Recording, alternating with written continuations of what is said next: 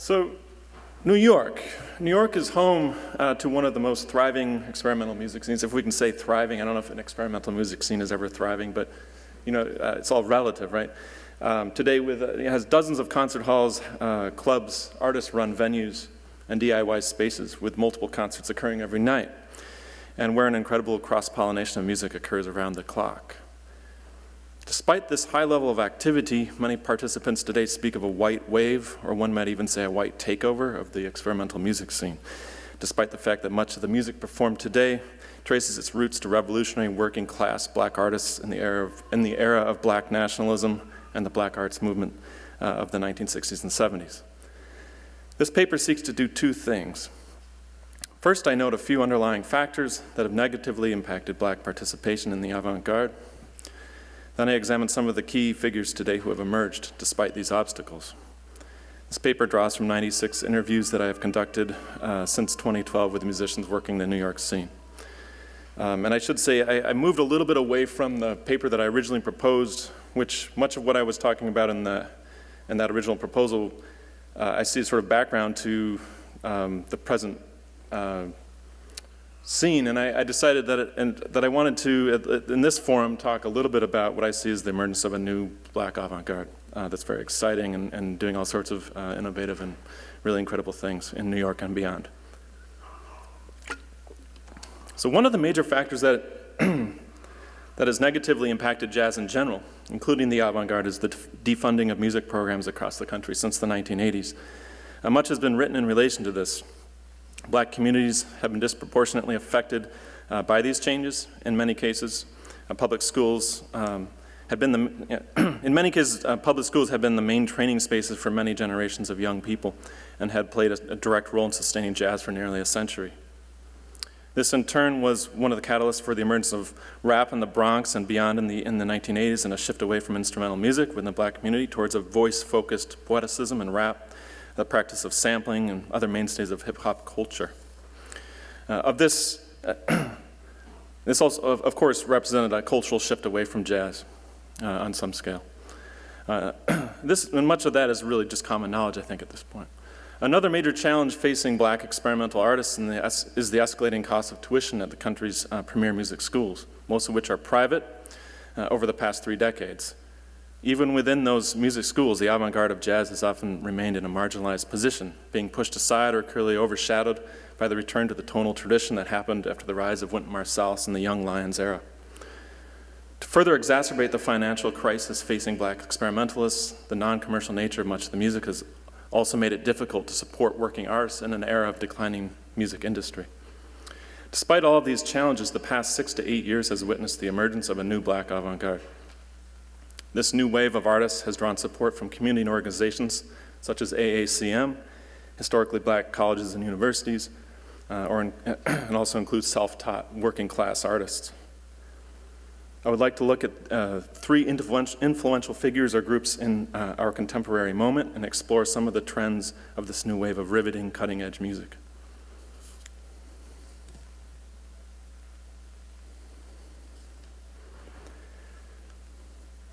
AACM, the Association for the Advancement of Creative Musicians, founded on the south side of Chicago in 1965, continues to play a role. One of its youngest affiliates, Matana Roberts, an alto saxophonist, composer, vocalist, and writer, arrived in New York City in 2002, initially busking on the streets or subway platforms to support herself. In the years that followed, she established herself in clubs like CBGB's, the famous punk club, Tonic, Zebulon, and The Stone, as a major creative force, first with small ensembles and eventually with her most ambitious projects of varying size, Coin Coin, purportedly to be an epic 12-chapter project. To date, 3 records have been released, all on the Constellation label. Robert's Coin Coin has been heralded as one of the most visionary groups on the New York scene. Nate Chinnan of the New York Times recently described Robert's work with Coin Coin as, quote, working with folklore, family archives, public records, and other faded ephemera. She's created her own patchwork monument to African American history, a tale of harrowing struggle and brittle stoicism. Much of her work with Coin Coin is deeply personal, recounting tales from her family's past through stories, interviews, memories, histories, and myth. The name of the band itself was taken from her ancestor, Marie-Thérèse Metoyer, known as Coin Coin, an enslaved person born in central Louisiana in 1742. Her parents had been brought from Africa. After her freedom was purchased by her longtime partner, she established herself as a prominent businesswoman, manufacturing, medicine, planting tobacco, and trapping wild game. As her wealth grew, she set about buying freedom for at least 3 of her children and 3 grandchildren, eventually founding a prominent Creole community along the Cane River in Louisiana. The first chapter of Robert's Coin Coin project focuses on the life of the band's namesake, presented with a 16-piece big band assembled for recording in July 2010. Chapter 2 employs interviews that Roberts conducted with her own grandmother, who grew up in an impoverished community along the Mississippi River during the Great Depression and eventually moved north to the south side of Chicago as part of the Great Migration. Here, Roberts digs deep into the blues and jazz traditions in unconventional ways, while also reaching beyond the music, including an operatic tenor. Her frequent turn to text, including Bible passages, narratives from the Civil Rights era, and quoted passages from her grandmother, together generate a veritable quilt of African-American historical memory and consciousness. The latest chapter is a solo work, but one that is multi-layered and accompanied by looped video clips when performed live. Debuted at 61 Local in Brooklyn in September 2014, the work focuses on another ancestor, referred to as Papa Joe, a man born free in Tennessee in 1870, telling the tale of him falling in love with an orphaned woman of possible mixed-race background and them forming a family together. Robert's subject matter is poignant, brilliantly bringing to life personal tales that conjure up a collective memory for audiences and listeners in the present. And I'm going to see if, hopefully this works.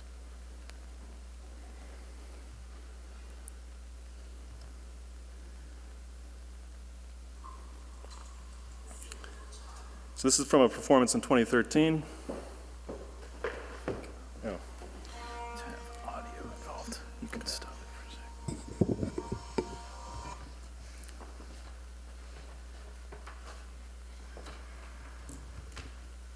second. Thank you. It's from a performance in 2013, which I attended. I didn't do the video though, so.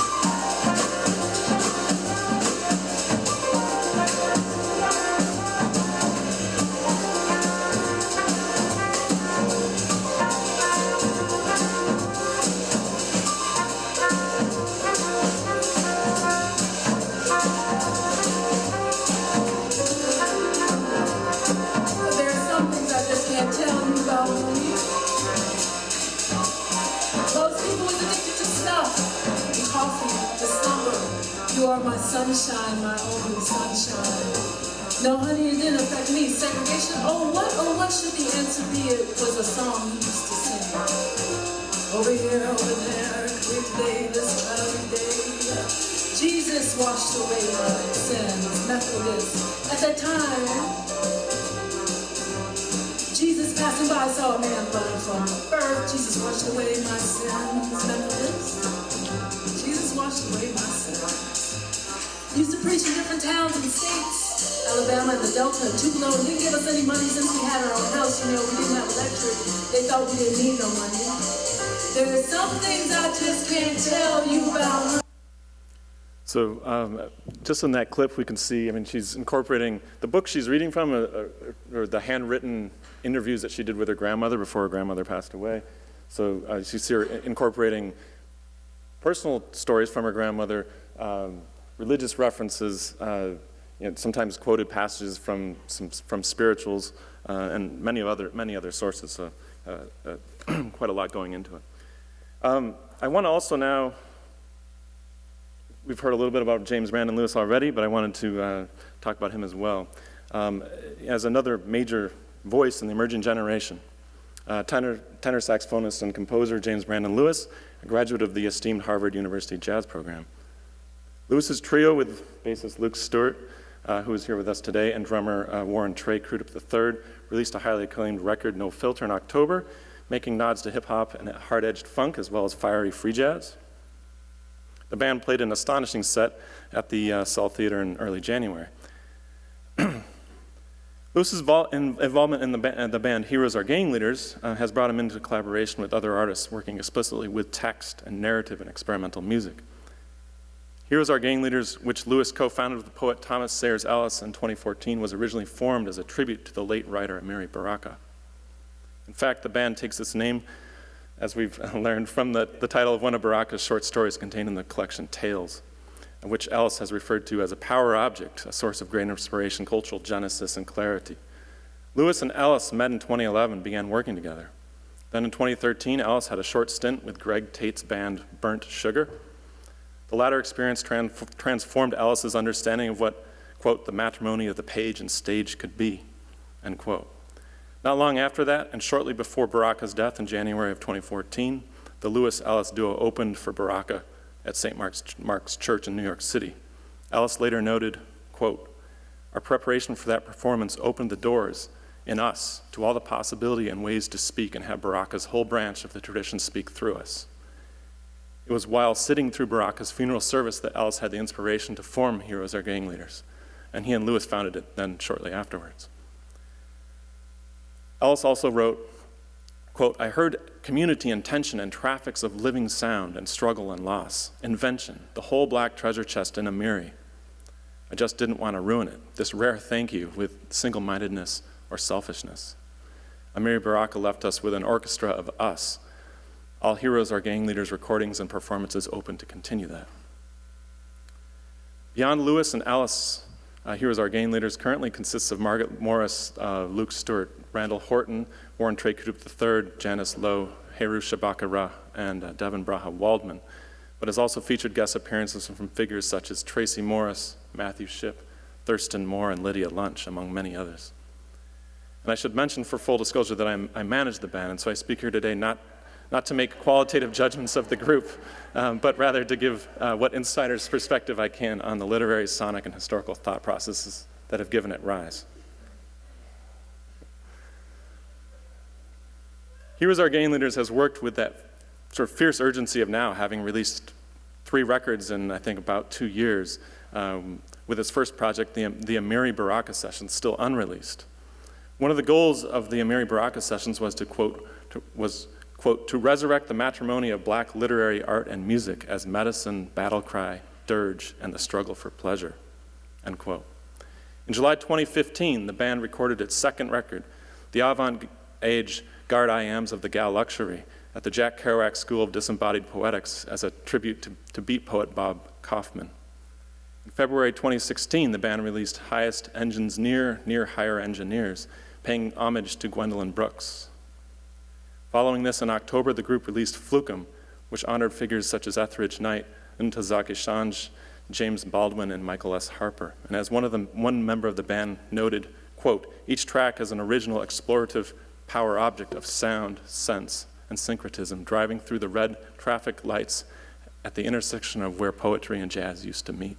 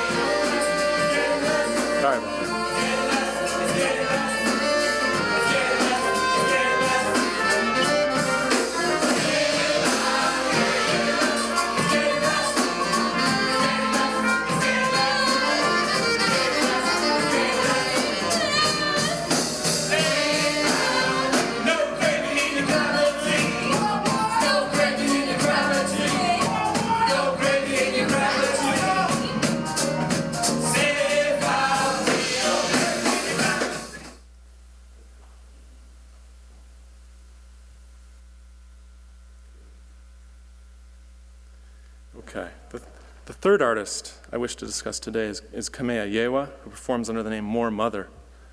Here she is. Her roots are in the Philadelphia punk scene, but she is also known as a poet, writer, rapper, and photographer. I'm including her in this discussion because she is now performing regularly in New York City. More Mother released her solo debut record, Fetish Bones, on Don Giovanni Records in September, which has gotten high praise from many, many critics. While her solo work may not immediately exhibit features of free jazz, she makes ample use of it in sampling that she includes in her tracks. When I interviewed her in July 2016, she had this to say: "Free jazz to me is the beginning and its expansion. It is the chants on top of foot stomps and hand claps. It is the scripture over top of the choir. Free jazz is what's needed to travel. It is the sound of protest, of peace and sorrow, all at the same time. You cannot go to war without a drum. You cannot time travel or seek outer and inner dimensions without free jazz. Alice Coltrane music is a liberation technology. Sun Ra music is a liberation technology. That's why I love Amiri Baraka so much. He put jazz into the poetry because if you need to go to a certain place, that is the only way. I use a lot of free jazz in my music because it just expands what I am saying and takes it to a deeper level," end quote. In addition to her solo work, More Mother also works in a collaborative group, Irreversible Entanglements, with Kira Nuringer, Chester Holmes, Luke Stewart, and others, which is a more explicitly free jazz unit. More Mother is a writer about and practitioner of Black quantum futurism, which she describes as, quote, "a new approach to living and experiencing reality by way of the manipulation of space-time in order to see into possible futures and or collapse space-time into a desired future in order to bring about that future's reality. This vision and practice derives its facets, tenets, and qualities from quantum physics, futurist traditions, and Black African cultural traditions of consciousness, time, and space. Where these three traditions intersect exists a creative plane that allows for the ability of African-descended people to see into, choose, or create the impending future. Under a Black quantum futurism intersectional time orientation, the past and future are not cut off from the present. Both dimensions have influence over the whole of our lives, who we are and who we become at any particular point in space-time," end quote. The opening track on Fetish Bones, titled Creation Myth, is a time-traveling foray through a series of race riots from 1866 to the present, told from a first-person perspective through which she is bloodied, loses her limbs, and barely survives to arrive in Ferguson, Missouri, while recounting many of the fallen who did not survive the journey. The lyrics are a call to witness, but also a call to action, and one that demands dignity for Black bodies. She has also published a collection of her poetry with the same title as her record, Fetish Bones, under her given name, Kamea Yewa. More Mother is an artist with rare artistic vision that is informed by her training as a photographer. Her photography is street-based, focusing especially on neighborhoods that are being demolished. Her work thus brings to life the lives of people often living in challenging circumstances like where she grew up herself. When asked how her work has been seen as political, she responded, "I just tell the truth. I happen to be a Black woman, and I grew up around a majority of Black people in the Washington Park neighborhood of Aberdeen, Maryland. So just speaking my truth makes it political because of the systematic oppression that is happening in this country. Even if I'm not trying to be political, my story just is political," end quote. On her song, Deadbeat Protest, the chorus line is, "You can see my dead body at the protest trying to save my Black life." Another track serves as a memorial to Natasha McKenna, the 37-year-old woman tasered to death by police in Fairfax County, Virginia in 2015.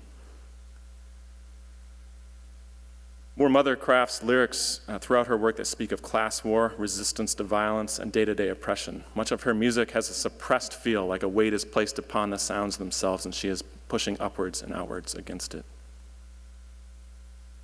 I'm gonna play one track here. Fios is not cable. We're Oh, wired gosh. differently. Welcome to 8.5 Maple Street. It's half a house. And even though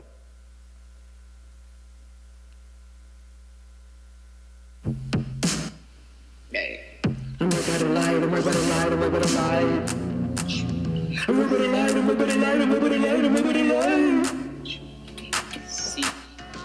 Everybody light, everybody light, everybody light, everybody light, everybody light. I came into this world, I had crack in me. And some blood on me and some lead in me. Death creeping, mama speaking, get your hands off me. And get these chains off me. Get it off me. Came in the world out the pussy, mama pushing. 5 seconds on the earth, block 50. From all the action, these days they quick to snatch.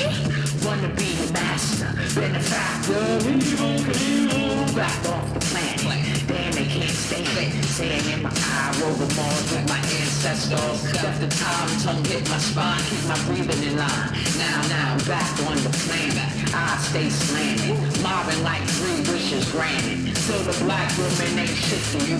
I bought shit, most don't know cause they bought shit. Big donkey dick, I don't miss shit. My shit sit like milky, big tits, breastfeeding in public while me mugging. I don't care either, I don't like Rita. Spit down the back like Frida, the whip be like that. No city where we hang out. Southern trees and the hook strain as a sniper. Said your man returning from the game with a hatchet. Lyrically, none of y'all can match it, motherfuckers. I'm right by the light, I'm right by the light, I'm right by the light. I'm right by the light, I'm right by the light, I'm right by the light. I'm right by the light, I'm right by the light, I'm right by the light. I'm right by the light, I'm right by the light, I'm right by the light. Look at my last night, that rain turning from the day with a hatchet. There ain't none of y'all can match. Lyrically, none of y'all can match. Right by the light, right by the light, right by the light. Sing.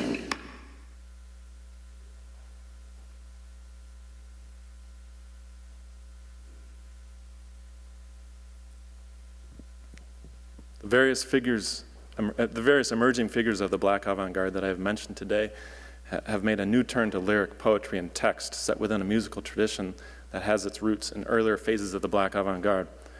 Their work is also sustained by cultural elders, whether personal, literary, or historical, that continue to live on through their work and take on new shapes. Set within today's social context of structural and systematic violence, dehumanizing political rhetoric, and police brutality, these narratives speak a bold and revolutionary truth. Thank you.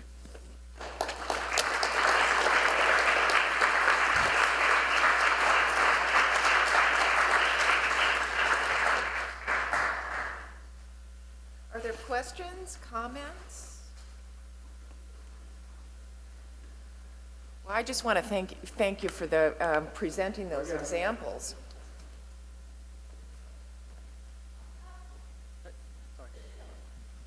Big voice.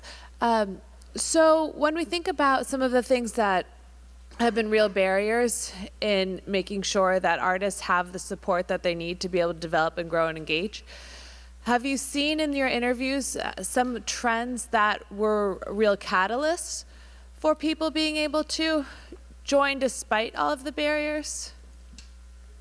Yeah. Actually, something really striking that runs along racial lines that I found in my interviews. I mean, I've interviewed almost 100 people, and I'm continuing to interview more.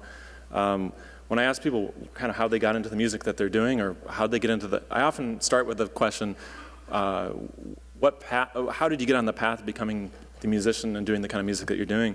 And I'd say it cuts almost entirely along racial lines, where if I ask somebody, if we're talking about jazz or avant-garde jazz or some aspect of improvised music, the African-American respondents almost immediately always speak of family, of community, of kind of getting that from, people in their home, close relatives, community. And other responses, honestly, the response has often been like, well, I listened to a record when I was in 8th grade and it really inspired me. So it's a very different kind of, different kind of process, I think. So I'm just saying from the interviews that I've looked at. I think there's sort of this, like really strong, cultural vibrancy there that, and a lot of community support. So.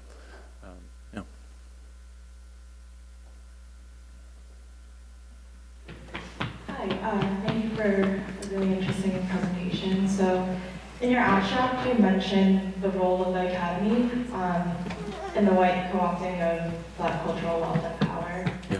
And so I'm wondering how you see your role in this pattern and like how you maintain this necessary critical lens both in and outside of your scholarship. I'm not sure I followed the question. Could you explain what you mean in terms of my role as a critic or as a writer or as a professor? Yeah, so like how do you see your role in playing into the pattern that you discussed like in your abstract of like a white co-opting of Black culture? Sure. Yeah, right. Okay. Well, I mean, I guess I'm an observer, and I've had the opportunity to be both as sort of a critic watching, but also sort of now on some scale within the musicians community, because I organize a lot of events, I put on a lot of events, and I've interviewed a lot of people. And I guess I think there's a role of, I think there's a critical role as a curator and as a writer to give a lot of thought to what's being, if you think of the performance as a social event, and it strikes me that there's a responsibility to think about the stage as, I mean, what is this? Is it inclusive? Is it exclusive? Who's being presented? I mean, I think about this all the time, continuously. Say music series in New York that are entirely white men, straight white men, who have a lot of places to play. Then there are other series that are a bit more kind of conscious of that. So I think that's one thing. In terms of myself as a writer, I think that, it's tricky. I mean, as a white person, I think it's important. I'm always conscious of not doing whatever I can to not appropriate other people's voices, artistic voices. And I think that's sort of a thing that I'm sort of consciously thinking about whenever I'm conducting interviews. I think building trust with people is really key. But I can say, I mean, the whole process of me as a scholar is I've learned a tremendous amount since starting in 2012. Just the frank answers. I mean, in the beginning, the interview process. If I approach somebody that I don't know for an interview, what I've found is basically white men will immediately respond, give me their email, their phone number. They contact me within 24 hours. We set up a time to talk. I would say everybody else it's a harder process to facilitate. So I think I've tried to be very conscious of that as well. So I think we don't leave our identities behind when we have these kinds of interactions. So to me, that is a very important process: building trust, building a commitment to talking and presenting and featuring artists of color and queer artists and women artists and so forth. So I mean, to me, that's a process that I think takes a lot of time. So I don't know if that completely answers your question, but.